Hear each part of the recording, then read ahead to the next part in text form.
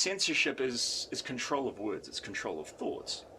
And words and thoughts are now hate, if uttered from the mouths of men, and if they go against the established narrative, even if they're the truth. And hate is now a crime, and words are hate crimes, and hate is violence, and truth is now violence. War is peace, freedom is slavery, ignorance is strength. You once claimed that you have an ability to face unpleasant facts. Is that what you've demonstrated in 1984 by drawing an accurate portrait of the future? I think that allowing for the book being, after all, a parody, something like 1984 could actually happen. This is the direction the world is going in at the present time. In our world, there will be no emotions except fear, rage, triumph and self-abasement. The sex instinct will be eradicated. We shall abolish the orgasm. There will be no loyalty except loyalty to the party. But always there will be the intoxication of power. Always, at every moment, there will be the thrill of victory, the sensation of trampling on an enemy who is helpless. If you want a picture of the future, imagine a boot stamping on a human face forever. The moral to be drawn from this dangerous nightmare situation is a simple one. Don't let it happen. It depends on you. When we're surrounded by information that's designed to make us feel powerless, then naturally we resign ourselves to feeling powerless. It's not about information that makes you feel powerless, it's about information that elicits an emotional response. Like, that's what really can thing. Like, I go to my Twitter, like, what do I have on Twitter? Somebody died, plane crashed, titties, somebody else died. Turns out that we thought we were bombing Al-Qaeda. Turns out it was a family. Government says they did nothing wrong. They've investigated themselves. Everything's okay. There were no mistakes. It's just a freak accident. What I want to focus on is instead a sense of disillusionment, a feeling of disconnection from the social environment that... Well, people are disillusioned because they go to a job that they fucking hate, and they're fed social media algorithms that make them hate themselves and hate everybody else around them. They're surrounded by people that they fucking hate. They don't have any money. They're fat. And if they're not fat, they have 4 other body disorders because of Instagram filters, and they're unhealthy. They can't afford to have kids. They can't afford to have a house. They're renting a car on 21% interest. They've got credit card debt. They got a theoretical physics degree that got them a theoretical job. The only thing that's not theoretical is the $80,000 of student debt. Yeah, they never forget about that one, huh? Average millennial. Reject love and family. Embrace corporate media slop. Okay, it's one thing to just not want kids. It's another to cope like this. At least I have Marvel movies. At least I have Hillary Clinton. Bleak. Now, I saw it as a calling for individuals to exercise critical, independent thought. And I saw it as a warning against the dangers of groupthink. And that a man has to be aware of the very real risks, and also the potential dangers, and also the potential long-term ramifications. But that man also has an obligation to preserve his individual liberty, and to critically examine and question the narrative. Our thinking machine possesses the capacity to be convinced of anything you like, provided it is repeatedly and persistently influenced in the required direction. A thing that may appear absurd to start with will in the end become rationalised, provided it is repeated sufficiently often and with sufficient conviction. And, just as one type will repeat ready-made words which have stuck in his mind, so a second type will find intricate proofs and paradoxes to explain what he says. Now, Orwell, he said in 1984 in a dystopian future, with the world, it's run by 3 totalitarian states: Oceania, Eurasia, and East Asia, who were at war, or supposedly at war with one another. And the populations, they're kept under strict surveillance with technology, and their every movement, their every word is tracked and recorded. And where the party's truth is the only truth, and any dissent is termed thought crime, and is punishable by torture or death. William Lutz, what is doublespeak? Doublespeak is language designed to evade responsibility, make the unpleasant appear pleasant, the unattractive appear attractive. Basically, it's language that pretends to communicate but really doesn't. It is language designed to mislead while pretending not to. Is it done consciously? Oh, yes, very consciously. Doublespeak is not a slip of the tongue or a mistaken use of language. It's exactly the opposite. It is language used by people who are very intelligent and very sophisticated in the use of language and know that you can do an awful lot with language. The novel's protagonist, Winston Smith, he's a citizen of Oceania, which is ruled by an oligarchy known as INGSOC, or the Party. Winston, he's employed in the records department of the Ministry of Truth, which handles all the party propaganda and all the publications. Now, his job is to rewrite or destroy current and historical documents and literature.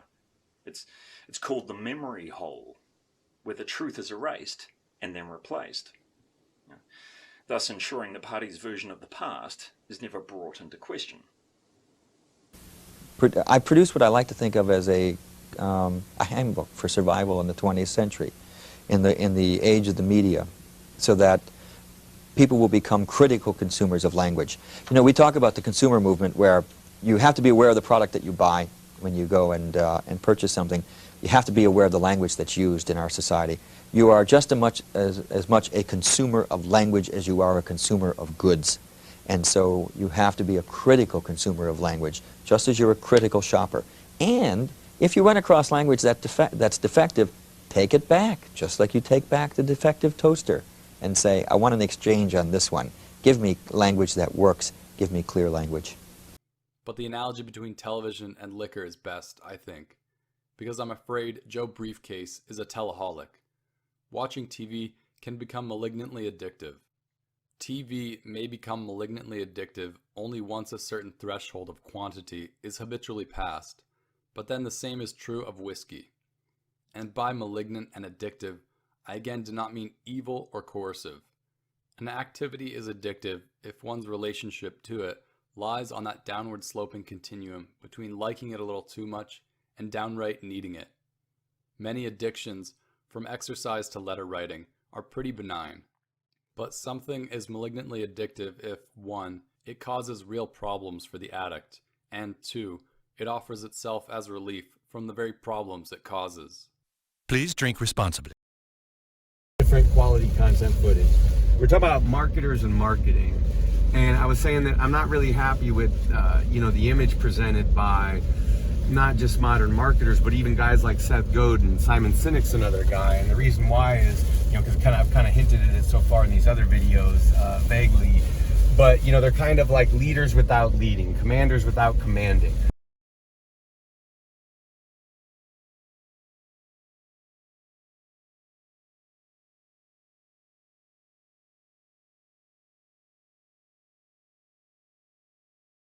And it is a function of time. It does keep getting worse. Give you another example. Sometime during my life, toilet paper became bathroom tissue.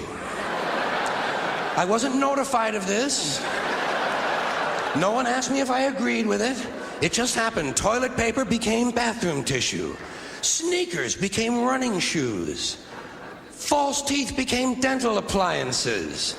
Medicine became medication. Information became directory assistance. And Winston, he needed to understand. And he came to see that others stayed sane by not understanding. So every violation of individual rights, every violation of privacy, of freedoms, is seen as independent of the other because of this lack of understanding. So there is no reflection. There's no comparisons drawn. So each step is framed as essential for the greater good. But I'll tell you what they don't want. They don't want a population of citizens capable of critical thinking. They don't want well-informed, well-educated people capable of critical thinking. They're not interested in that. That doesn't help them. That's against their interest. That's right. They don't want people who are smart enough to sit around the kitchen table and figure out how badly they're getting fucked by a system that threw them overboard 30 fucking years ago. They don't want that. You know what they want? They want obedient workers. Obedient workers. People who are just smart enough to run the machines and do the paperwork and just dumb enough to passively accept all these increasingly shittier jobs with the lower pay, the longer hours, the reduced benefits, the end of overtime, and the vanishing pension that disappears the minute you go to collect it. And now they're coming for your Social Security money. I'm not against Social Security, but the criteria should be if you need it, not whether you have a catheter. 80% of you have absolutely no reason to ever take Social Security. It is bankrupting our nation, and we have fallen under this mythology that somehow it's this great social program. No, it's not. It's the great transfer of wealth from young to old. Less claps from that one. I start us with a question. Do we love our children? No. Sounds like an illegitimate question, right? No. Well, I'm going to try and convince you otherwise. Yeah. Essentially, as we go down generations, we're seeing that for the last 2 generations, people are making less money on an inflation-adjusted basis. In addition, the 14-17-42, that's real bad. That's crazy. The cost of buying a home, the cost of pursuing education continues to skyrocket. So the purchasing power, the prosperity is inversely correlated to age. Simply put, as we get younger, we're taking away opportunity and prosperity from our youngest. The social contract that is now no longer in place. Yeah, this is why kids hate capitalism, by the way. It's like if you're growing up and you're like 19 and the only way that you can go and, go to college is if you take out a fucking blood pact, a Faustian pact with the debt devil for $60,000 so you can finally, after 4 years, get a job working at Starbucks. Yeah, man, like maybe communism isn't so bad. I mean, really, if you look at it from their perspective, it makes a lot of sense. First time in the U.S.'s history, a 30-year-old is no longer doing as well as his or her parents were at 30. This is a breakdown in the fundamental agreement we have with any society, and it creates rage and shame. Well, what was the purpose? And if you ask Americans, the answer is to get your piece of the pie, fence off the world, and kind of have your own little thing, get away from it all. The term "fuck you money," not to be crude or crass, it's a very American saying, right? And it shows you, like, I want to get as much as I can get, and I want to give zero back. We're drawing the ultimate consequences of everyone's decisions over time in Western civilization for many years standing. And we've come to a point of stagnation, and there can be no renewal because the old models and the old contracts are so embedded and thorough and so necessary, yet so thoroughly corrupt that the value system is busted. Never mind, I'm saying too much, but my point is that we're getting what we deserve. We're reaping what we've sown. It is what it is. This is time's consequence. It's not a moral judgment. Appearance is reality. Yes, the culture has lost its mind. It's schizoid. And this is where things get weird, because I point out, it's perfectly healthy instinct to resist what is sick. That is actually a healthy instinct to go, no, right, if I stay here, it's dangerous. If I stay here, I could get sick, right? And the question is, and, a few people have kind of said this in various ways over time, but it really is no measure of health to adjust yourself to or fit yourself into a sick society, at least if certain measures and precautions aren't taken. Decent proxy for how much we value youth labor is minimum wage, and we've kept it purposely pretty low. If it had just kept pace with productivity, it'd be about $23 a share, but we've decided to purposely keep it low. Out of reach, median home price has skyrocketed relative to median household income. Jesus. As a result, pre-pandemic, the average mortgage payment was $1,100. It's now $2,300. Look how it was in 1985. That's crazy. I wonder what it's going to be like in 2030. I'm sure it'll be better, right, guys? Yeah, it can't keep going like this forever. The ideal set up by the party was something huge, terrible, and glittering.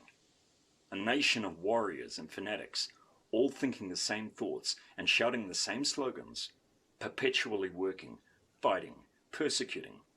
300 million people, all with the same face. We lose our individuality in spite of the fact that we talk a lot about it. We follow leaders who don't lead. We believe that we are acting on our own impulses and convictions and opinions when actually we are manipulated by a whole industry, by slogans, and yet nobody has any true aim. We are alienated from ourselves. We don't feel much, certainly we don't feel intensely. All we are after is not to be different, and we are frightened to death to be just 2 feet away from the herd. And yet we are deceiving ourselves about this reality by talking all the time in terms of our traditional heritage, of the Judeo-Christian tradition of humanistic philosophy, of individuality and whatnot. Winston, he questions the narrative. He questions the ideology of the party. Because he believes that the past cannot be rewritten. And he longs for privacy, for intimacy, for freedom. But he knows the punishment for expressing these desires is death. Now he and others, they're bombarded with propaganda about the enemy. But the enemy that they're supposedly at war with, Eurasia.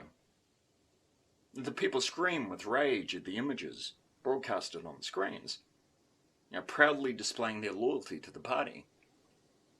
Now, of course, the very act of not displaying rabid loyalty would be grounds for interrogation and torture.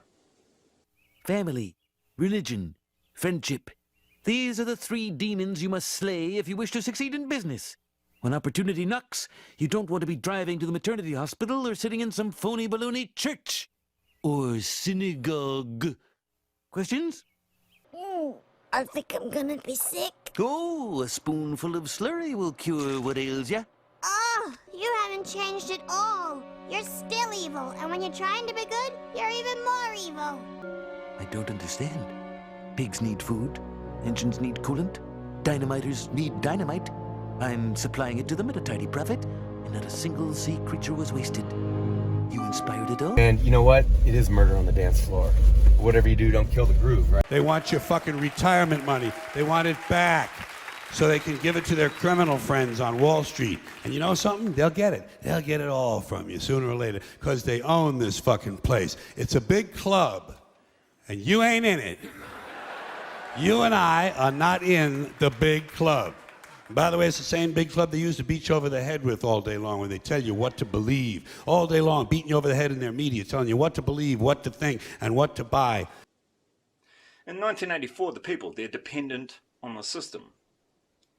It's like a social credit system. And if you go against the status quo, you get locked out. You can't transact. You can't purchase what you need. Your rations are restricted. You lose privileges normally afforded to you. And you can't travel, and there is no property or individual assets, so each man is an island unto himself. The choice for mankind lies between freedom and happiness, Winston. And for the great bulk of mankind, happiness is better. And control of the populace is now centralized. Now, a global technocracy has been established where there is no escape. We do not merely destroy our enemies, Winston. We change them. Who's the worst offender? In sheer bulk? Yes. Sheer numbers of examples? The government. If we count government from the local level all the way up to the federal level, I had to stop writing the chapter on government doublespeak. It was going to take over the whole book. But interestingly enough, and this was a revelation in doing the book, about a half a step behind comes business with a tremendous amount of doublespeak. And O'Brien states that a society in which things are evenly distributed to the masses, where small privileged elite rule, would not be stable for very long, and would soon lead to corruption, as those who are normally stupefied by poverty would have the chance to think, and soon realize that the privileged minority had no function, and then do away with the elite by force, and then the cycle would only continue. A hierarchical society, Winston, is only possible on the basis of poverty and ignorance. They hide behind these nice guy marketer images because, to me, it's like that is part of the problem with the modern market. Everything gets watered down and cheapened and imitated and sold and resold. I mean, more choice means more of the same. Because the minute somebody comes up with something which is successful, the natural instinct of the American is to imitate it and just clone it and beat it to death. So there it is. It's not like, you know, no one rules because they deserve to rule. People, you know, they wind up on top because, hey, I'm going to hedge my bet, be nice to you guys. I'm going to sell you the solution that I think you'll accept, and I'll pander. Oh my God, we will pander and placate day and night. There's not enough bread and circus for this country and these people. I probably shouldn't say that. There's not enough bread and circus for us. By 1830, de Tocqueville had already diagnosed American culture as peculiarly devoted to easy sensation and mass-marketed entertainment. Not these people. I'll include me in there.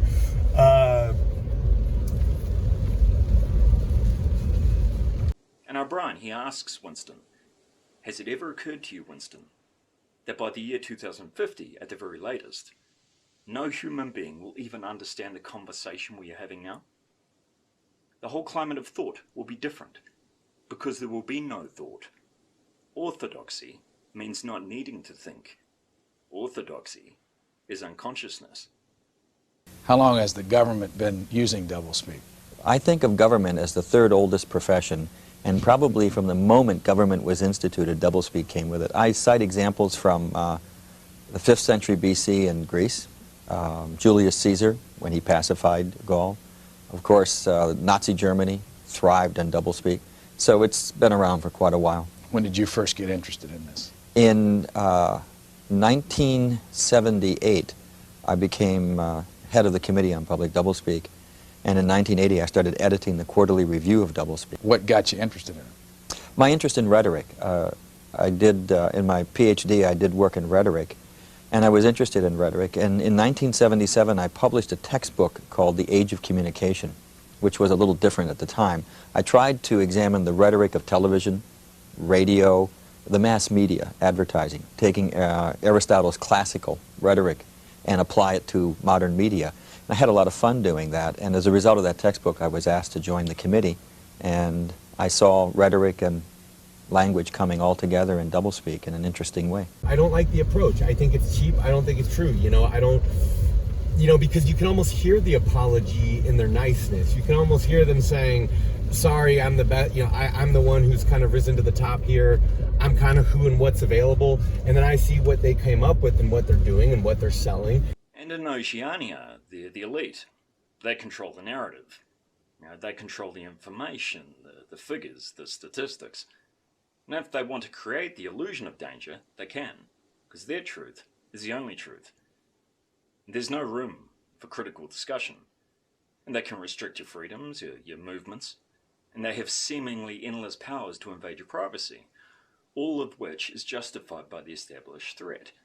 You know, a threat that they can scale up or down any time they decide. Global tyranny in the blink of an eye, with no opposition. The populace, they simply applaud and cheer louder like seals, clapping on their own demise. It was not the man's brain that was speaking, it was his larynx. The stuff that was coming out of him was not words. It was just a noise uttered in unconsciousness, like the quacking of a duck. Universities also have a problem with doublespeak, don't they? Oh, yes. I continually bite the hand that feeds when I cite Rutgers, and at least every issue I have an example from Rutgers University. One of my favorite, we don't have a physical education department at Rutgers. We have a department of human kinetics. Why? Well, I also point out in my book that people in physical education have come up with all of these different terms because they've gone professional. They now have their own journals, so they have their own academic jargon. And as the dean at Minnesota, who wanted to change the name of his physical education school, said, we're not taken seriously unless we have a name like this. We can't get the grants. We can't publish the articles. Is there any example in history, I mean ancient history, in literature of doublespeak? Yes, one I cite just as a passing example is Thucydides in the 5th century BC in the Peloponnesian War. During the war, there was a very vicious civil war in Athens at that time. And Thucydides points out that at that time, the very language itself became corrupted to their own ends. Acts of cowardice became acts of great bravery. Traitorous deeds towards friends became patriotic acts. And words are hate crimes, and hate is violence, and truth is now violence. War is peace, freedom is slavery, ignorance is strength. And he cites the whole list. And it's interesting that Thucydides cites this corruption of language as the ultimate in horror that occurred during that civil war. Do you ever personally find yourself using doublespeak? Oh, yeah. When I was head of the department, I had to engage in doublespeak. You have to write recommendations, you have to write personnel evaluation forms. I had to pitch for more money, and so you use the doublespeak of bureaucracy, as anyone else. If I were a bureaucrat who would function within the bureaucracy using straight language, I wouldn't be taken seriously. It's a sort of ritualistic use of language. And all avenues in which to share information have been censored and erased. If you speak to another person, they and the people around you listen to your every word, testing you to see where your solidarity lies, to gauge your loyalty. In the population, they've adopted the language of the party. It's referred to as newspeak, where certain words have either been eliminated or replaced, as those words are deemed hateful or harmful. Don't you see, Winston, that the whole aim of newspeak is to narrow the range of thought? In the end, we shall make thought crime impossible, because there will be no words in which to express it. It's a beautiful thing, the destruction of words. Car crashes became automobile accidents. Partly cloudy became partly sunny. As far as there is authoritarianism today, in the overt sense, I think masochistic and sadistic elements are in it, just as I try to describe them. But I think authoritarianism overt authoritarianism is yielding to covert authoritarianism today, namely to the manipulation of men by signals. The authoritarian pattern of escape is gradually diminishing into the automaton pattern that That's you talked right. about. That's right. And A soldier marches a man to his death. The other pulls the trigger. A clerk, he conceals the truth, or someone informs on their neighbour for not adhering to an enforced social mandate. Or a person is too scared to walk out of their front door or to speak the truth. They're either too scared to act or just simply justify their actions. I was just following orders. But everyone plays a role. Everyone has a hand in their own oppression. And awareness, it comes far too late, if at all. If thought corrupts language, Winston, language can also corrupt thought. The universal rule of all sitcoms is fathers are weak, fathers are bad, mothers are wise. Now, this has been with us since the 50s. And this has sent a very bad psychological message to the entire society. It has made fatherhood almost a criminal activity. And a lot of people would be dissuaded from ever becoming a dad based on the images that are presented to the public from American television shows. And this goes all over the world. Miller describes nicely how the 1960s sitcom, like the westerns that preceded them, negated the increasing powerlessness of white-collar males with images of paternal strength and manly individualism. Yet by the time these sitcoms were produced, the world of small business, whose virtues were the Hugh Beaumontish ones of self-possession, probity, and sound judgment, had long since been superseded by what C. Wright Mills called the managerial demiurge. Nobody's got a family, because who wants to hang out with a dad? Dads are like Bundys, and if the dad does exist, the person who actually caused the child to appear someplace, well, he didn't think it was very much fun, so he left this little creature with the mother, and he went out to do something more interesting. I am a modern day boy. I'm the child of our times. I am my dad's pride and joy. There's so much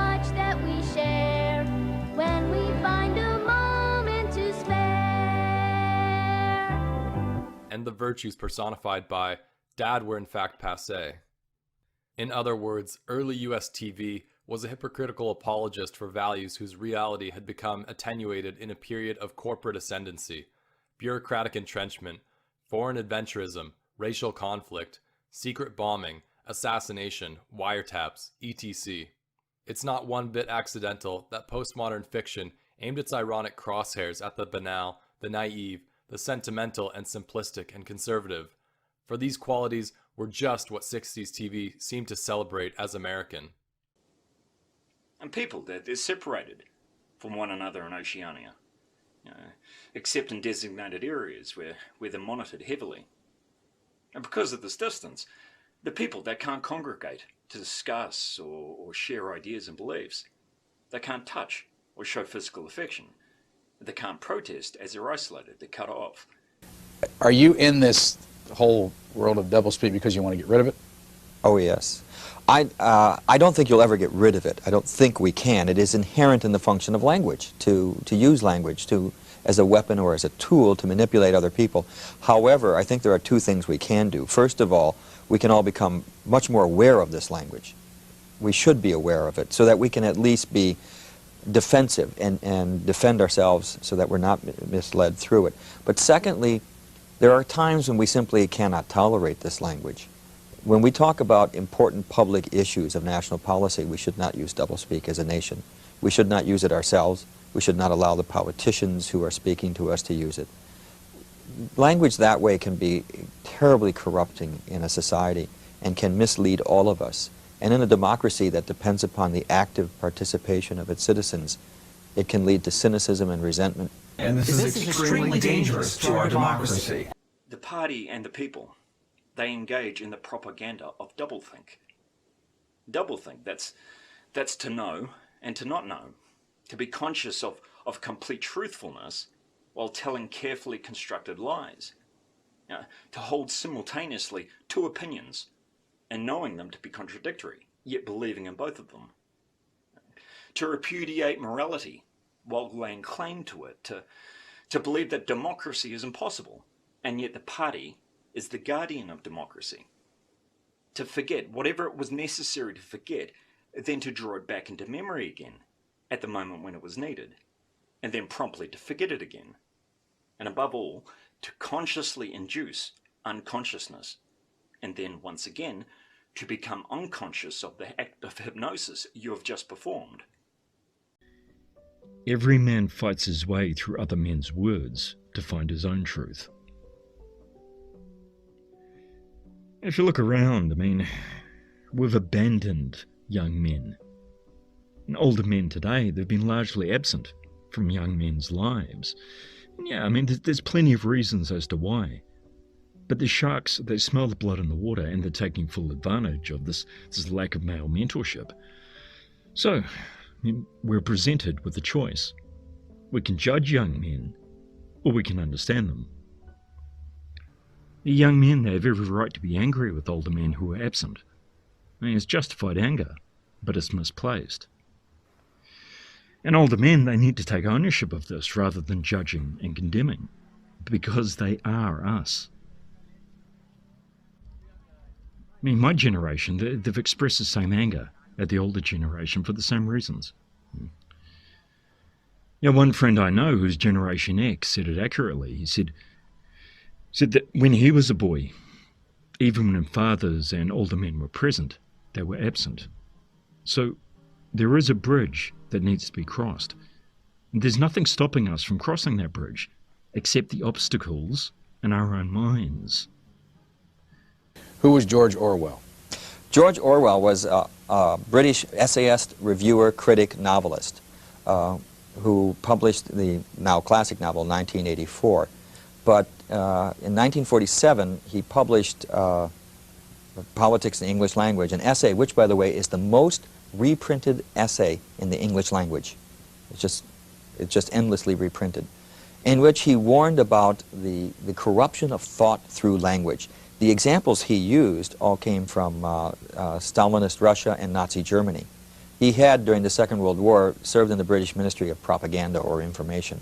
and was introduced to the inside of the propaganda process. And he wrote 1984 as a novel of the future in which, given the growth of the power of communications and the sophisticated use of language, totalitarian governments would base their power upon the control of minds through language.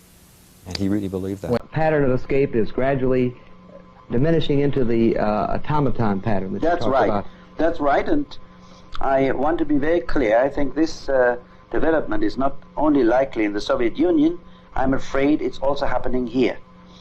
In other words, that here too, in our industrial bureaucracy, while we pay lip service to individuality, to private enterprise, private and individual initiative and so on, we also get more and more into a bureaucratically organized society in which really the average person is the organization man.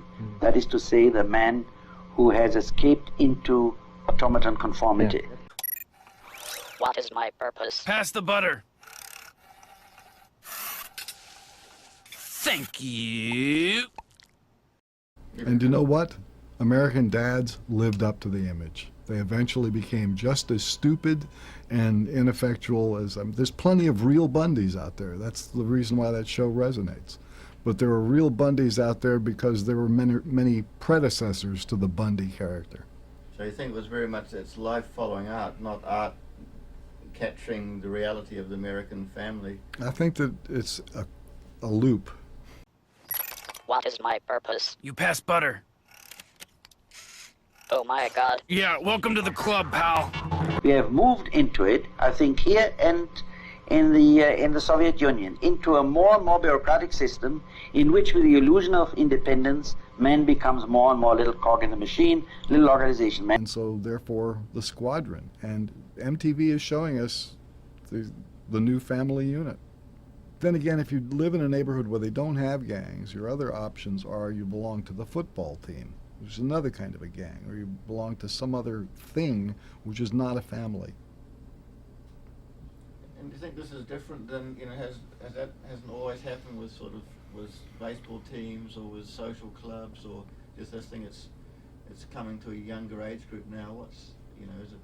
How does the MTV thing focus it? Does it just make it much more tighter pressure on the kids to actually... I don't think MTV puts pressure on them to abandon the family. I just don't think that there are any families left. I mean, that's obviously an exaggeration, but the family is an endangered species in this country.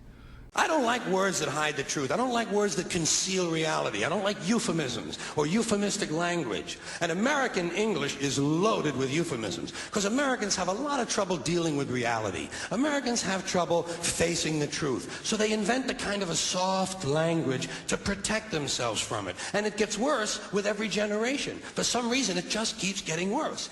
George Orwell, from Politics and English Language, 1946. Most people who bother with the matter at all would admit that the English language is in a bad way. Orwell's throughout this entire book. Why did you pick him? Well, Orwell in his two works, his essay, Politics in the English Language, and then really giving full-blown thought to that essay in his novel 1984, addressed the importance of language in society and the control and manipulation of language to control and direct society. I think the most important point in 1984 is that power grows not out of the barrel of a gun. Power grows not out of the thought police and rule by terror. It grows out of the power of language in that novel. The revolutionary act committed by Winston Smith right at the beginning of that novel is to keep a diary. In keeping a diary, any person who keeps a diary uses language to communicate with the self. You're talking to yourself and you're thinking through words about the world around you and about how you feel. That's why a diary is such a revolutionary act in 1984, because you are reasserting personal control over language. Then at the end of the novel, to parallel that scene, when Winston Smith has been found out and O'Brien, his torturer and guide, says to him, "What is reality? Reality is not external. Reality exists not in the mind of the individual, which soon perishes, but in the mind of the party, which is collective and immortal. What the party says is reality is real. And how else can the party do that? Except by language. Party has taken control of language and has taken it away from the individual. And that's the power, because those in power who control language control the way we see the world. You have spoken of this lack of realism as one thing in our society working against mental health. Are there other things? Yes, Mr. Smith, I would say practically everything. The reality is invented for you by people who choreograph it. There's got to be an office in Washington someplace where a bunch of people that you never heard of choreograph reality. It's not just what the next photo op is going to be. It's what is the interpretation of a given international event. And this has to be generally dispensed through the media with no questions asked. And this is extremely dangerous to our democracy. This is extremely dangerous to our democracy. This is extremely dangerous to our democracy. This is extremely dangerous to our democracy. This is extremely dangerous to our democracy. This is extremely dangerous to our democracy. This is extremely dangerous to our democracy. This is extremely dangerous to our democracy. This is extremely dangerous to our democracy. The candidates win who have the most money to buy television advertisements, because television advertisements are all most voters know about the candidate. And a withdrawal from the political process. Does that have anything to do with the reason why only 50% of the American people voted in 1988? I have a hypothesis that I would love to test, and I hope sometime to be able to do that. I would love to be able to track the pervasiveness of doublespeak as it grew, along with the decline in voting.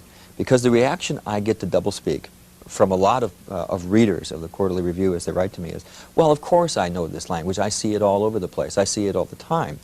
But, you know, what else can you expect from politicians? They all lie. They all use doublespeak. It is that cynicism which leads to there's nothing I can do about it, so people withdraw and pull back. This book is in the bookstores? Yes, it is. It's $17.95? Yes. How'd you do this book? I did the book, somebody asked me, how long did it take you to write the book? I said it took me 10 years to research it and 6 months to write it. I sat down and tried to make sense out of all the doublespeak that I've been collecting, because there is a tendency to have a perception that it is scattered hither and yon. So every violation of individual rights, every violation of privacy, of freedoms, is seen as independent of the other because of this lack of understanding. So there is no reflection. There's no comparisons drawn. So each step is framed as essential for the greater good. After all, you have nothing to hide, right? The function of the book is to gather it and focus it to show you that there is a pattern and a progression to this language. And I structured the book to have a lot of fun in the beginning and the humorous uses of doublespeak, but leading to the more important uses of doublespeak by government, the Pentagon, and the issues of nuclear war and peace. You see, Winston, power is in tearing human minds to pieces and putting them together again in new shapes of your own choosing. And if both the past and the external world exist only in the mind, and if the mind itself is controllable, what then? Because censorship is control of words, it's control of thoughts. And words and thoughts are now hate, if uttered from the mouths of men, and if they go against the established narrative, even if they're the truth. And hate is now a crime, and words are hate crimes, and hate is violence, and truth is now violence. War is peace, freedom is slavery, ignorance is strength. Yet as Winston states, real freedom is the freedom to say that 2 + 2 makes 4. And if that is granted, all else follows. But we don't have any cripples in this country anymore. We have the physically challenged. Is that a grotesque enough evasion for you? How about differently abled? I've heard them called that, differently abled. You can't even call these people handicapped anymore. They'll say, we're not handicapped, we're handy-capable. These poor people have been bullshitted by the system into believing that if you change the name of the condition, somehow you'll change the condition. Well, hey, cousin, doesn't happen. Doesn't happen. We have no more deaf people in this country, hearing impaired. No one's blind anymore, partially sighted or visually impaired. We have no more stupid people. Everybody has a learning disorder. Or he's minimally exceptional. How would you like to be told that about your child? He's minimally exceptional. Oh, thank God for that. And Winston and the woman he meets, Julia, they meet in private, out of view of Big Brother, but the entire time they're actually being spied on. You know, every move they make, every word is being collated on camera to be used as evidence against them and against each other at a later date. But they're both very similar in their opinions and in their questioning of the status quo. And they both take huge risks by being together, you know, by engaging in sex and in the sharing of thoughts. And she rebels against the party by having sex with many men. Winston, he appreciates and is aroused by this act of rebellion, but not of the act of sex itself. You know, he in fact feels disgust towards her promiscuity, but it's the statement of freedom, the act of defiance, that arouses him. And he later tells her with real disappointment that you're only a rebel from the waist downwards.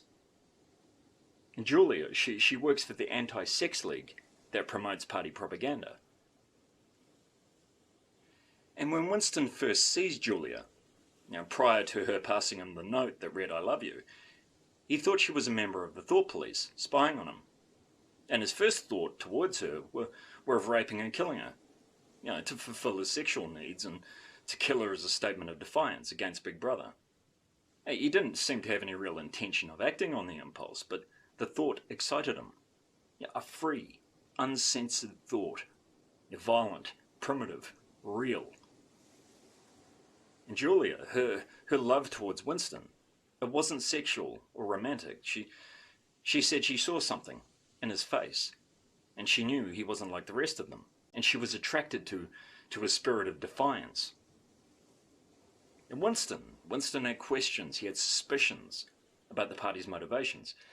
And he initially suspected that they wanted to suppress sex to deny the people pleasure and intimacy. And Julia states that the suppression of sex was merely a means of keeping the people divided, of keeping them pent up, on edge, never relaxed and just full of energy, you know, marching up and down and waving the flag, and shouting the slogans of Big Brother. She says all of this is just simply sex gone sour. You cannot have pure love or pure lust nowadays, Winston. No emotion is pure, because everything is now mixed up with fear and hatred.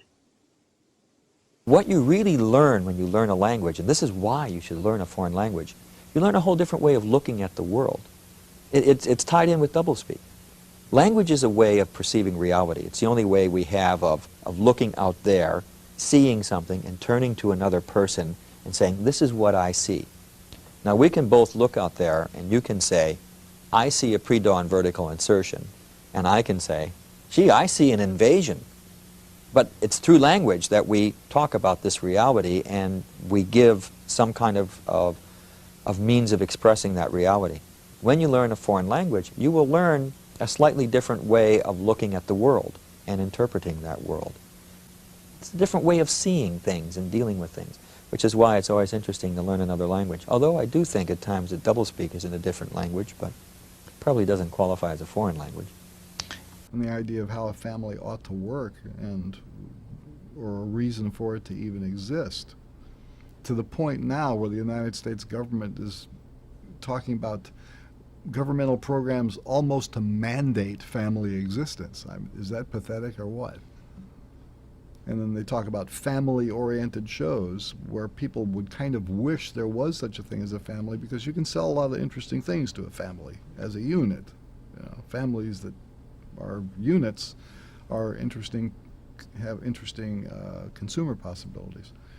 When I'm a corporation, appealing to the parts of you that are selfish and self-centered and want to have fun all the time is the best way to sell you things, right?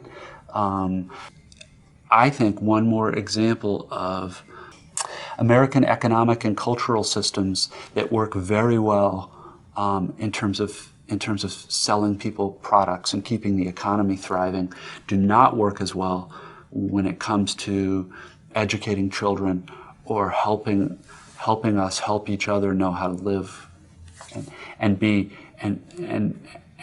to be happy. If that word means anything, clearly it means something different from whatever I want to do. I want to take this cup and throw it right now. I have every right to, I should. You know, I mean, that we've seen it, we see it with children. That's not happiness. That feeling of having to obey every impulse and gratify every desire it seems to me to be a strange kind of slavery.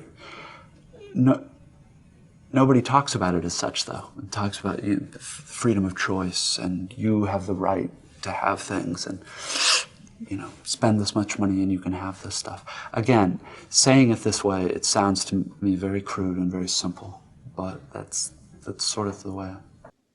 But Winston, he wants to tear it all down and show the world the ugly truth. Because for him, there was truth and there was untruths. And if you clung to the truth, even against the whole world, you were not mad. And Winston, he needed to understand.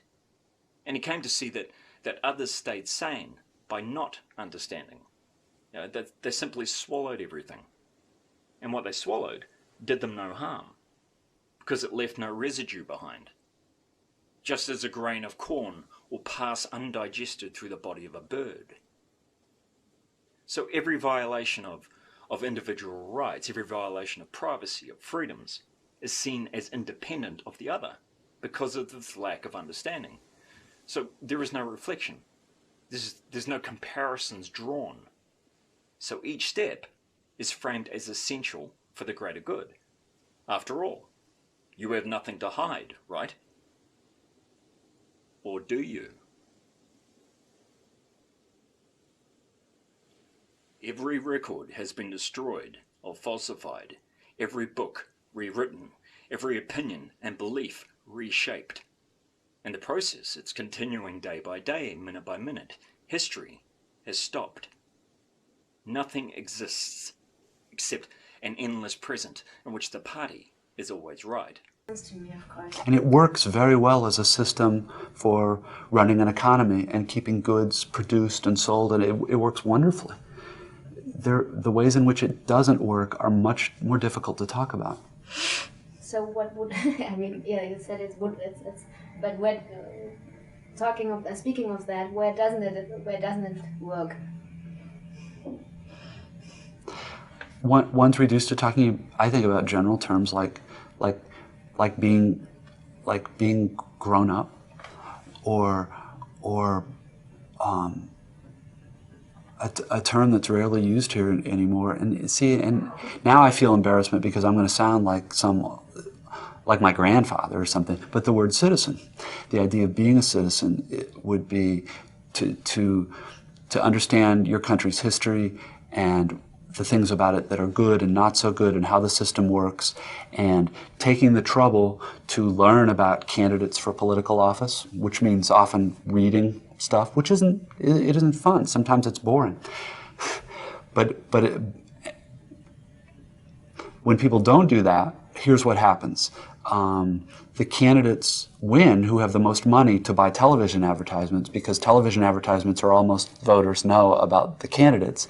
Therefore, we get candidates who are beholden to large donors and become, in some ways, corrupt, which disgusts the voters and makes the voters even less interested in politics, less willing to read and do the work and do the work of citizenship. And this is when I was a little boy. If you want a picture of the future, imagine a boot stamping on a human face forever. And with this statement, O'Brien, he's conveying to Winston the ultimate truth. And it's one that shatters Winston. It's that the party needs resistance. They need enemies of the state to rise up against them. Their existence, it depends on it.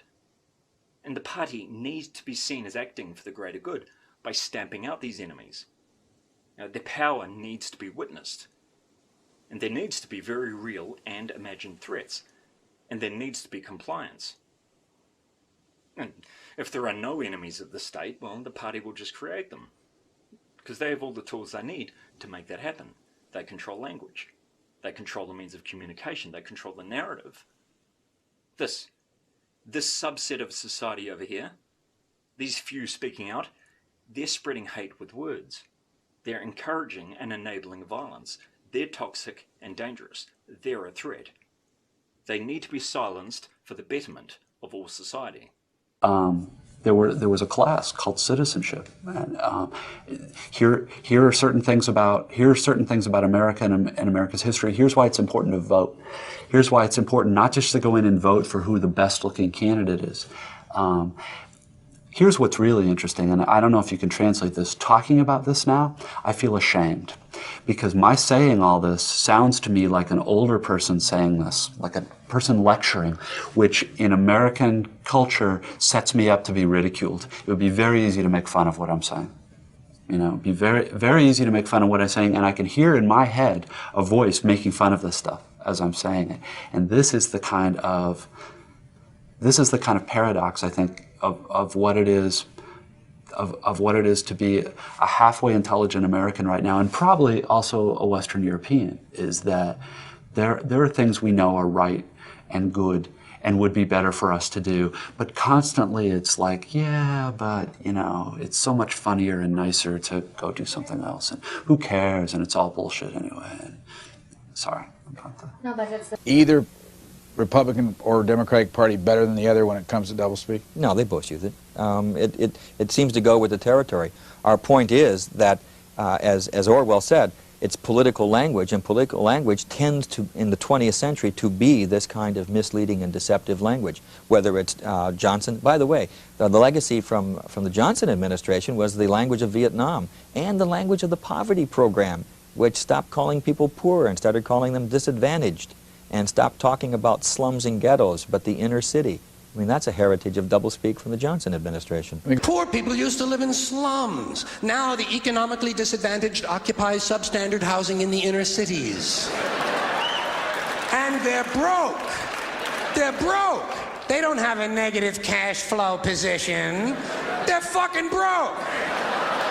Because a lot of them were fired. You know, fired. Management wanted to curtail redundancies in the human resources area. So many people are no longer viable members of the workforce. The CIA doesn't kill anybody anymore. They neutralize people. Or they depopulate the area.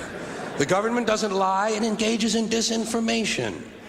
The Pentagon actually measures nuclear radiation in something they call sunshine units. Israeli murderers are called commandos. Arab commandos are called terrorists. Contra killers are called freedom fighters. Well, if crime fighters fight crime and firefighters fight fire, what do freedom fighters fight? There are a few people in Congress and the House of Representatives who, when they choose, can be quite blunt. What I find interesting about that use of language, those are people who are very conscious of when it is the ritualistic doublespeak that they're going to use, and when they think they can achieve more by using blunt language. So they can turn it on and turn it off. John Kennedy understood the power of rhetoric. This isn't to say he didn't use doublespeak, which he did, but he understood that language had the power to move us and to inspire us and to set a public agenda and define ourselves as a nation. And we haven't seen such language in quite a while. And every party member, Winston, should be an ignorant fanatic whose prevailing mood should be fear, hatred, adulation, and orgiastic triumph. He should have the mentality appropriate to the state of war. It doesn't matter whether the war is actually happening, since no victory is possible. All that is needed is that a state of war should exist. In Oceania, the bonds are severed between people and the past. We have cut the links between child and parent, between man and man, between man and woman. No one dares to trust any longer. In the future, there will be no friends. there would be no art, no literature, no science. There would be no curiosity, no enjoyment of life. The old civilizations claimed that they were founded on love or justice. Ours is founded upon hatred. The same dilemma actually in Germany, with people wanting to say something and knowing at the same time it is this intellectual stereotype, but on the other hand, you can't forget about it. I mean, and one of the things it causes is tension and unhappiness in people. I don't think it's very complicated, and I don't think I've named the only reason for it. The paradox is that sort of tension and complication and conflict in people also makes them very easy to market to, because I can say to you, feeling uneasy, life feels empty. Well, here's something you can buy or something you can go do. It makes us. It makes for the economics term is inelasticity of demand. I demand all the time, no matter what the price of it is, and it works really well in an economic way, emotionally, spiritually, in terms of citizenship, in terms of feeling like a meaningful part even of this country. Forget the world, And I'm sure the U.S. government's sort of arrogance and disdain for the rest of the world is unpleasant, but it's also a natural extension of certain cultural messages we send ourselves about ourselves that work very well in some ways and make us very rich and very powerful. It's all complicated. People want to be fulfilled. They see, Don't go down that road, folks. It's a bad road. Bad road. It's a dark road. Yeah. The glorification of self at the expense of all other things. These people end up locking themselves in ivory towers, and then we've met a lot of them, and they want to just, start their own cities and pillage, destroy, rape, kill, because there's not much left to do, right? I mean, what else are you going to do when you've given it all, and they give you all the gold, and you're sitting there on the ivory tower, and you're just looking down at everybody else, and you start obsessing over them and going, well, they're too fat, or they're not fat enough. Those are the two warring things in public health. And people being like, they're too fat, these fat fatties. And then people going, they're not fat enough. Fat is beautiful. And it's also like, it's not your business what people do. That being said, you give somebody enough money and enough power, they'll never leave you alone. They meddle. Bill Gates meddles. He's not done. He's not done with his $100 billion. He wants influence now. You see, because the money has lost its fun. I don't give a fuck what you do, because the money's still fun to me. But I guess when the money stops being fun, I gotta look at you and go, what are you doing with your lives? You need my 10-point plan, you pigs. That's what happens. So that's why people, the glorification of the self, they don't realize it.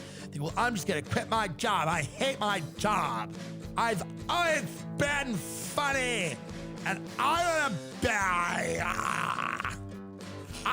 do it. And then they realize, well, number one, they're not suited to it. They don't know what it is. They're not good at anything. They don't have any value. And then, God forbid, some of them, beg, borrow, steal, scam, slice, cut their way to something or halfway there. They'll be as miserable as they were. It doesn't matter. It doesn't matter. But let them do it. It's the big lie. It's important. It pushes the country forward. Without it, you wouldn't have cool shit. I mean, you need people to, go after it, so to speak. But it's just this lie. It's never that happiness is inside you. That would be nice, but that's not good for the economy. Can't tell people that happiness is constantly, you got to keep finding that. Classes and yoga retreats and silent retreats and religion, and here's the happiness is never, that doesn't live inside you. What lives inside you is an empire. It's an empire that's inside of you, and it's just execution. You just need to just start with a brisk walk. Start with a brisk walk. Cut the carbs, cut the sugar, little brisk walk, do a little more reading at night. No phone time at night. Natural light, more big windows, nice wood, good acoustics on the wood. Feel that? See the acoustics? That's not jarring. It's good wood. Little by little. You go, oh my God, yes. Little self-care, very important. Little eucalyptus, couple of vitamins, little mint. Very important. See a good friend. Take a walk on the beach. Laugh. Why? Because you want an empire. Wait, can't I just do all that stuff? No. All of that stuff puts you in a good headspace so you can pillage. All of that stuff will put you in the right mindset so you can dominate others, destroying them in order to validate yourself. Yes, you continually eat their souls until you are a big fatty filled with the souls of others. Yes, you eat their dreams, spit them out, shit them out. Oh, that sounds good. Yeah, but that's the big lie, and that's the whole anti-work movement. I understand that companies fuck with people, and they should pay them fairly, but people have eschewed all social commitments and communities and all that stuff. But what they do is they constantly think, there's this great journey. And listen, some of them will go on a great journey, and I'm not saying that you should ever be prevented from going on a journey, but just be a little realistic. Be a little realistic about what's out there waiting for you. It's a pit of snakes. There's always a mixture of language, because anyone who reaches any position of power must either instinctively or knowingly know how to use doublespeak and know how to use it at a certain time and when to turn it on and off and to what degree. You can simply track that in anyone in the rise to power. I'm trying to think of the great Spencer Tracy movie. It's a classic film where he's running for president. He starts using more and more of what we would call doublespeak. But the movie has traced the compromises that he makes through language in order to achieve it. And I think that the American public believes that in order to get that far, you have to sell off so much that there's not much left at the other end, and that it's reflected in the language that you use. I would say this, very briefly. Man is a freak of nature, because at the same time he is an animal, and at the same time is the only case of life having awareness of himself. This in itself, this situation of having awareness of himself and yet being in the body of an animal, would create a tremendous sense of separateness and fright. Therefore, man has to look for some union, and he can do it in two ways. He can either regress or he can progress. By regress, I mean he can try to be an animal again to do away with awareness and reason, or he can try to develop his human powers to such an extent that he finds new unity. Well, this is only a very brief statement, but I want to elaborate with regard to this point. Now, the person who cannot live productively, who cannot create at all, nevertheless does not want to be a passive person, like dice thrown out of a cup. He wants to transcend. Now, one way is to create, and here have the productive person. Create in some way, even if it is something I do with my hands, a simple thing. But if I cannot create, I transcend my creature status also if I destroy. Mm-hmm. To destroy life is as much of a transcendence of life as to create it. Mm. To create requires conditions of interest, of capacity, many conditions. To destroy requires only one thing, a pistol or a strong arm, if your opponent is weaker. But in the process of destruction, I also fulfill the desire to transcend life, to transcend my passive creature status, and I triumph over life. It is my vengeance, you might say my vengeance against life for not permitting me to be oriented to it productively. And therefore I think destructiveness is one of the deepest forms of mental pathology. And then when they're done with that threat, they simply replace it with another. And O'Brien, he states, the command of the old despots was, thou shalt not.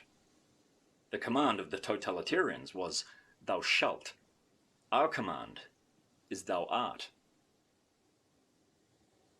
Because Winston, he realized now fully that the battle was just as much external as internal.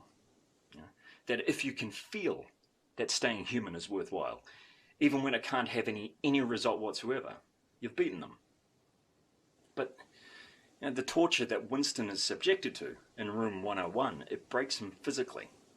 And Julia, she also turns on him and betrays him, as he does her, as they were both broken under torture. And the party caused them not only to betray one another, but also their beliefs and convictions. They broke the body to take control of the mind. And Winston, he now realizes that the party can change an individual, just as they can change the past and alter the truth. After all, 2 + 2 = 5. But since, at latest, the 80s, the individualist side of the great US conversation has held sway in TV advertising. I'm not sure just why or how this happened. There are probably great connections to be traced, with Vietnam, youth cultures, Watergate and recession, and the new right's rise.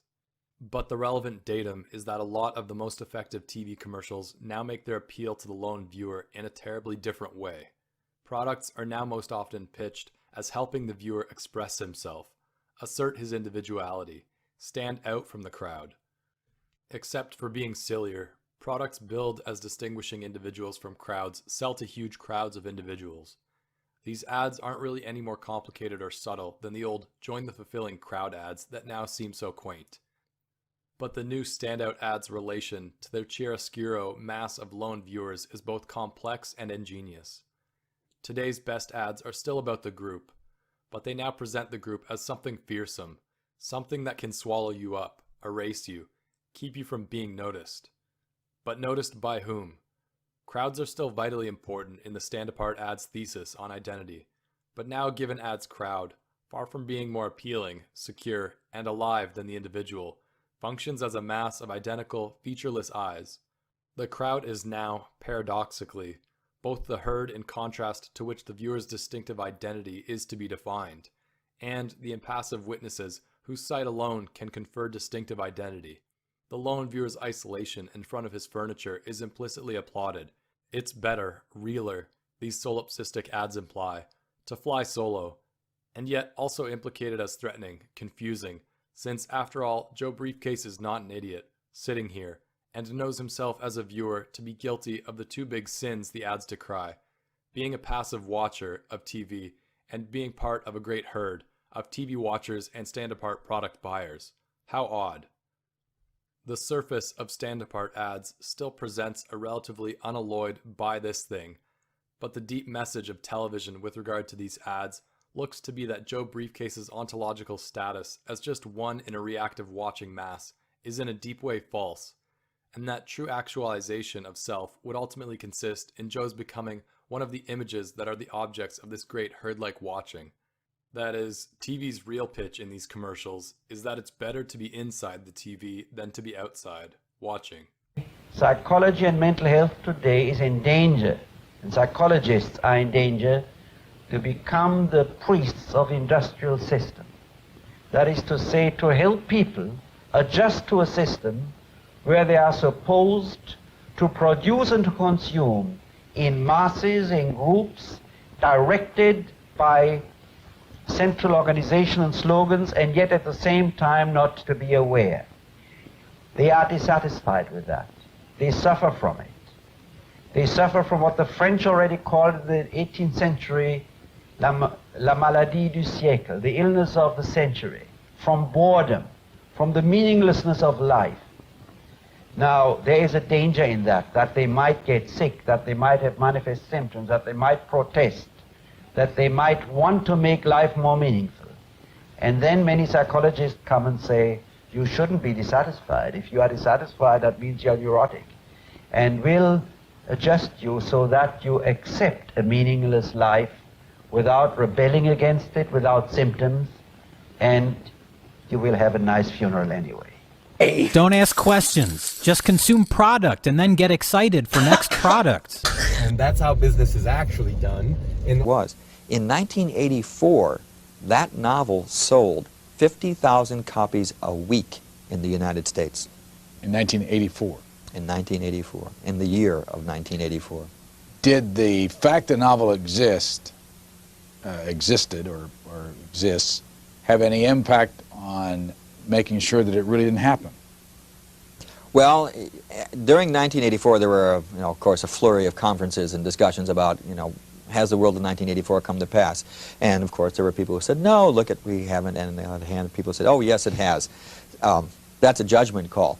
I think that in some ways it's far worse than the world that Orwell envisioned. On the other hand, it's not as bad as he envisioned.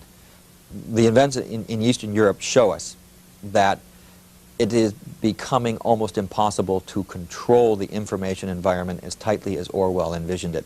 The only country I can think of that can do that now is North Korea. They're the only one that is they're hermetically sealed from the rest of the world. Romania is trying to be hermetically sealed, and I don't know how successful they will be. But as the Chinese government found out, the existence of telephones and fax machines and personal computers simply makes it impossible to control language and therefore ideas in the way that Orwell saw it in 1984.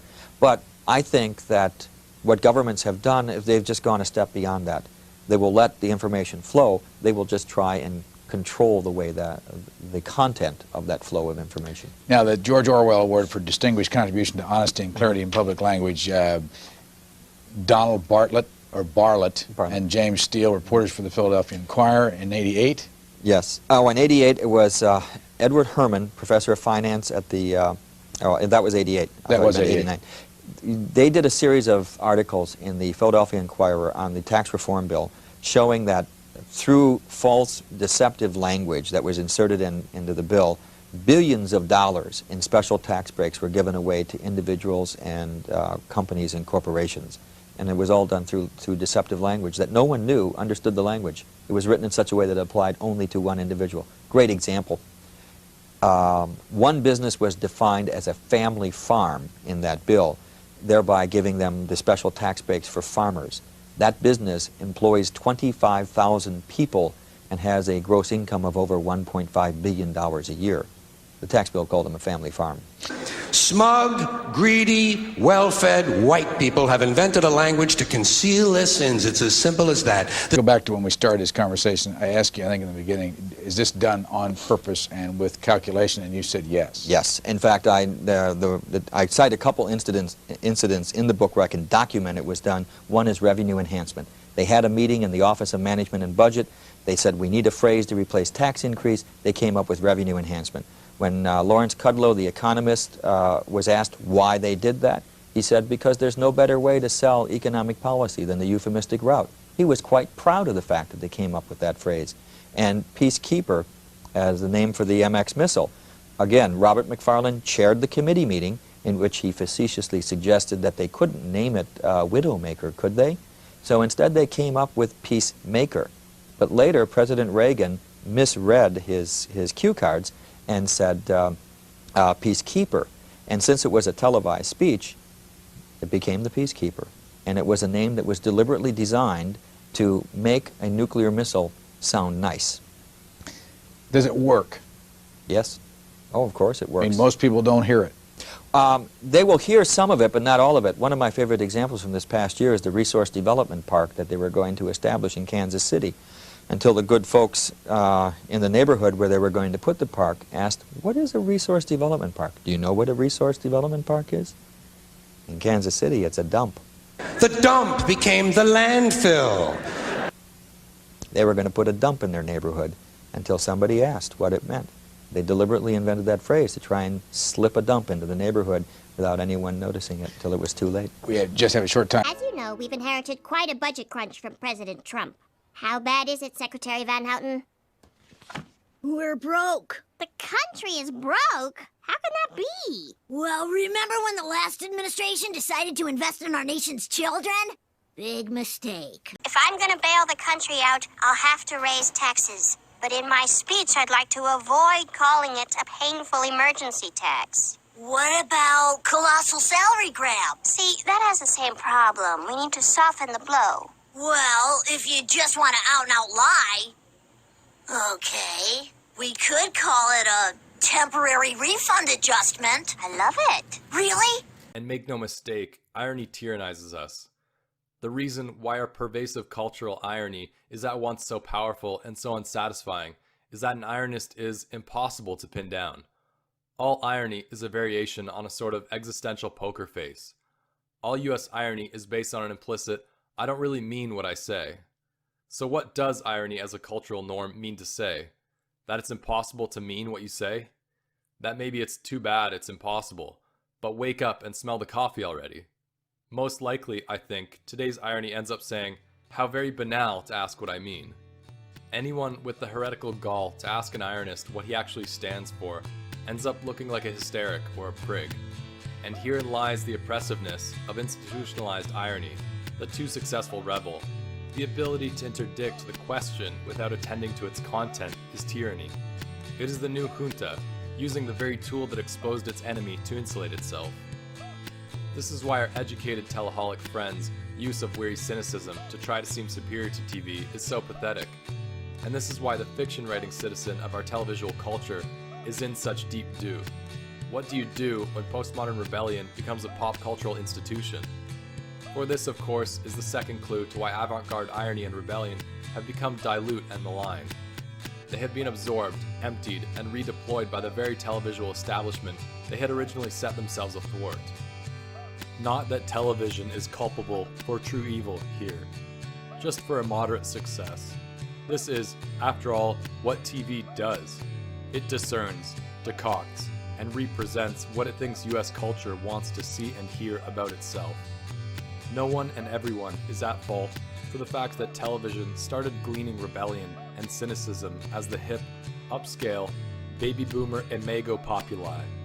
But the harvest has been dark. The forms of our best rebellious art have become mere gestures, shticks, not only sterile, but perversely enslaving. How can even the idea of rebellion against corporate culture stay meaningful when Chrysler Inc. advertises trucks by invoking the Dodge Rebellion? How is one to be a bona fide iconoclast when Burger King sells onion rings with "sometimes you gotta break the rules"?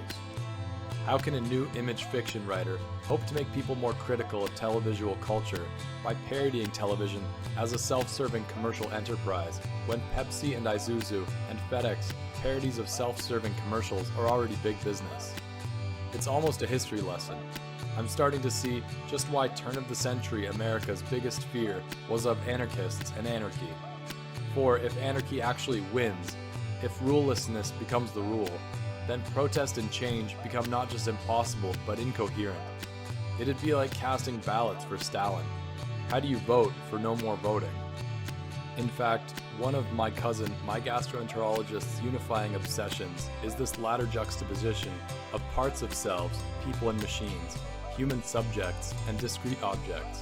Lehner's fiction is, in this regard, an eloquent reply to Gilder's prediction that our TV culture problems can be resolved by the dismantling of images into discrete chunks we can recombine as we fancy. Lehner's world is a Gilder-esque dystopia. The passivity and schizoid decay still endure for Lehner in his character's reception of images and waves of data. The ability to combine them only adds a layer of disorientation. When all experience can be deconstructed and reconfigured, there become simply too many choices. And in the absence of any credible, non-commercial guides for living, the freedom to choose is about as liberating as a bad acid trip. Each quantum is as good as the next, and the only standard of an assembly's quality is its weirdness, incongruity, its ability to stand out from a crowd of other image constructs and wow some audience.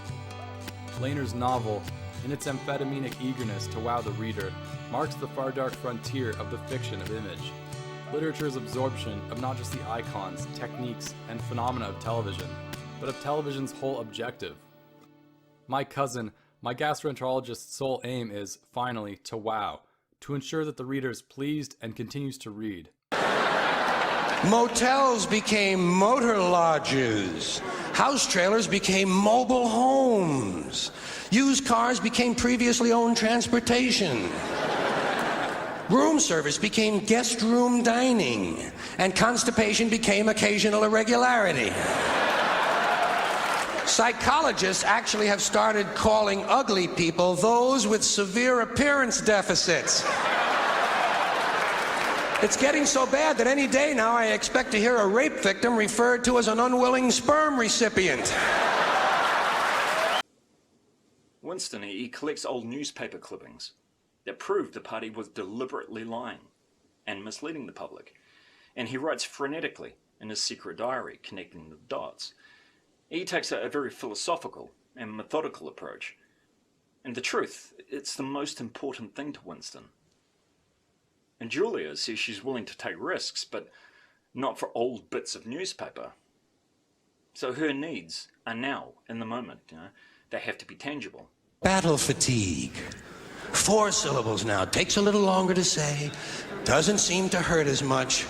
Fatigue is a nicer word than shock. Shell shock. Battle fatigue.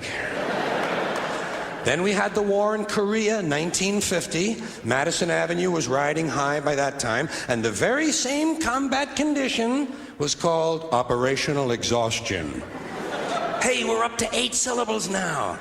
And the humanity has been squeezed completely out of the phrase. It's totally sterile now. Operational exhaustion. Sounds like something that might happen to your car. Then, of course, came the war in Vietnam, which has only been over for about 16 or 17 years. And thanks to the lies and deceit surrounding that war, I guess it's no surprise that the very same condition was called post-traumatic stress disorder. Still 8 syllables, but we've added a hyphen. And the pain is completely buried under jargon. Post-traumatic stress disorder. After all, 2 + 2 = 5, which is what Winston, at the end of the book, writes in dust on a table.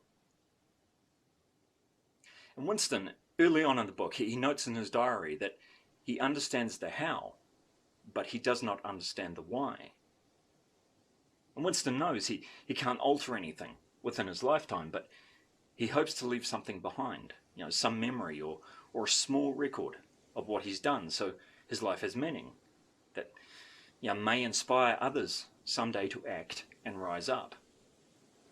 And Winston, he states to Julia, I hate purity, I hate goodness. I want everyone to be corrupt to their bones. And he says this with real relish, because he wants to feel, he wants to experience, he wants to have the freedom to express himself, to act, to indulge, to question critically, and to shout from the rooftops that 2 + 2 = 4. And George Orwell, he wrote that the farther a society drifts away from the truth, the more it will hate those who speak it, and that speaking the truth in times of deceit is a revolutionary act. And he also said that in order to see what is in front of one's nose needs to be a constant struggle. Or as a very wise Vietnam veteran once said to me, if you are not questioning and critical of your governments and institutions, and just accept the status quo, when you can see things are going wrong, and you know things are not working, then you are failing the basic fundamental obligations of citizenship. And words can make a difference. And the enemy of truth is, and always will be, blind acceptance.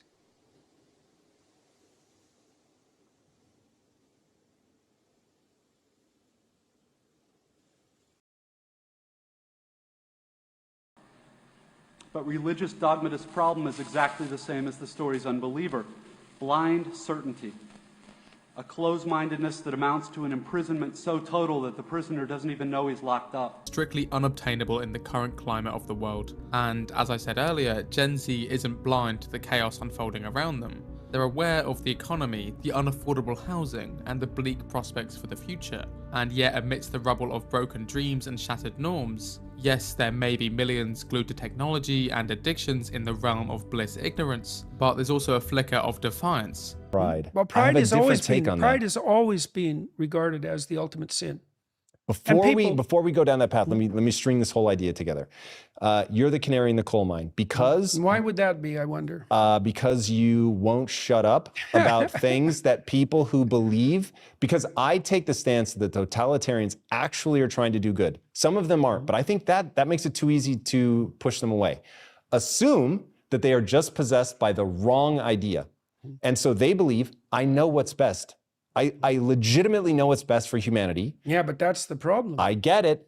Bear with me. know. And you are... Who's the I that knows, just out of curiosity?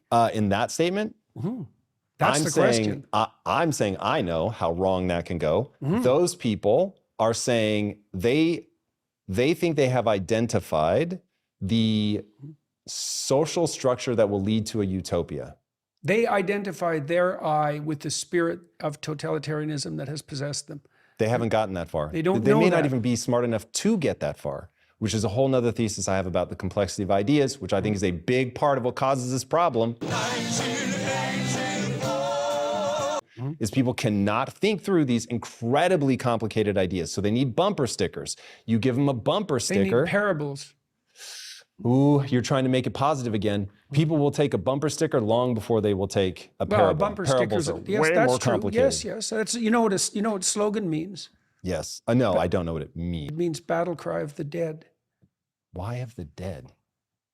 Because slogans are dead words. Battle cry of the dead. It's the army of the dead speaking through the mouths of people that use slogans. Okay, I'm going to translate that. Yeah. You said earlier that... Well, you know how Solzhenitsyn talked about people who were possessed by an ideology, right? And their words had no personal relationship to them. They were merely mimicking an ideology. All the communists said exactly the same thing. There's nothing alive about that if everyone is saying exactly the same thing. Well, because... Here's the confabulator. Oh, okay. Yeah, so this is a Cadillac 1700. It's got an 18,000 horsepower rear engine mounted spoiler. And as you see, it comes in sparkle dew black. Has something accurate perverted. There's a diversity and a vitality and originality in living speech that's not there in the land of cliche and slogan. That's why you can't listen to people. Like when I listen to ideologues talk, it's just buzzing. I can't even hear it. My mind goes elsewhere instantly. There's nothing about it that's compelling. There's nothing that's gripping. Because they're not testing the idea against feedback? There's multiple reasons because the speech is an indication that while they're speaking, they're not treading the golden path. What's the golden path? It's the path that grips attention and is inspiring. Okay, I have to say, you can give me space. I need to say this. That's fine. All right, so... I'm not trying to speak elusively. No, I know. You and I just use such different language, and I think it will be very useful for people to hear the same thing said in like a Rosetta Stone way. Yes, definitely. Okay, so I've heard you talk about this a lot. When you go out and do your talks, part of what makes them so captivating is you are actually taking a living idea that you were trying to explore, golden path. Yeah. It's not rigid dogma. It is an idea you want to find the truth of. And so you go out in front of a crowd to assess whether they're taking it in, what kind of silence, perfect. And so that idea is living in as much as it is not rigid, it is not fossilized. You want it to be tested. It's not predetermined, it's not dogmatic. Right, that's right. That's why it's not dead. It's not already formulated. It's not a corpse. It's something alive that's happening right then and there, right? Right, and that's something that only spontaneous speech can manage. Even books suffer from the lack of that. Now, books have their utility. In a book, when you read a book, you can deeply investigate an idea, but it does risk a kind of death of the words on the page, because they're not as finely attuned to the demands of the situation, the specific situation, as a spontaneous speech can be when it's at its highest. Because it's of the moment. I mean, and you can think of it instinctually if you want. It speaks biologically. Those are words that speak to the deepest core of your being, materially, for that matter, because everything stacks up. That to me is the final test of an idea's validity, if it will stack and if it will point you to things that are true. That's technically true, by the way, because the reason that you have 5 senses is so that your orientation occurs as a consequence of things that are stacked. When all 5 senses report the same thing, you have a reasonable assurance that what you're seeing corresponds sufficiently to reality so you won't perish. Right now, that isn't enough, because then I'll take the evidence of my senses and contrast it with the evidence of yours from your slightly different perspective, and then we'll do that collectively. We're doing a lot of stacking in order to filter the infinite sufficiently so that we can model it well enough to move forward. A lot of stacking. And that is, there's a technical branch of psychometrics, construct theory, that psychologists have developed to help distinguish between concepts that are real from concepts that aren't, like the phrenological concepts, for example, that people used to use to map the hypothetical functions of the brain.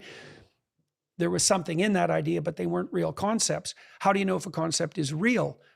Well, you can measure it using multiple different instruments at different times and in different places and get the same report. It's something like that. Then I present to you. I don't think that we can fix them right now. The reason why is I don't think that the voting population that makes decisions, like the adult population of America, is educated enough to be able to understand what those problems are and vote against them. I genuinely think that people are too stupid to understand what these problems are. Straight up. They're not. But if you talk to one of them about this, if you isolate one of them, you sit them down rationally, and you talk to them about the low IQs and the dumb behavior and the bad decisions, right away they start talking about education. That's the big answer to everything. Education. They say we need more money for education. We need more books, more teachers, more classrooms, more schools. We need more testing for the kids. You say to them, well, you know, we've tried all of that, and the kids still can't pass the test. They say, oh, don't you worry about that. We're going to lower the passing grades. And that's what they do in a lot of these schools now. They lower the passing grades so more kids can pass. More kids pass, the school looks good, everybody's happy, the IQ of the country slips another 2 or 3 points, and pretty soon all you'll need to get into college is a fucking pencil. Got a pencil? Get the fuck in there, it's physics. Then everyone wonders why 17 other countries graduate more scientists than we do. Education. Politicians know that word, they use it on you. Politicians have traditionally hidden behind 3 things: the flag, the Bible, and children. No child left behind. No child left behind. Oh, really? Well, it wasn't long ago you were talking about giving kids a head start. Head start, left behind. Someone's losing fucking ground here. All right. All right.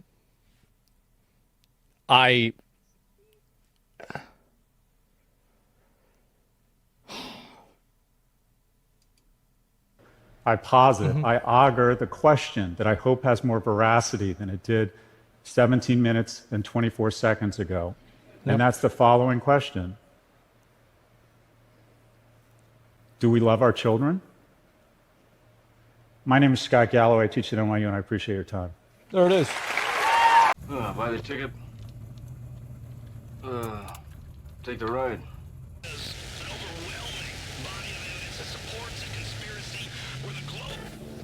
The problem with this country is consumption. We consume too much.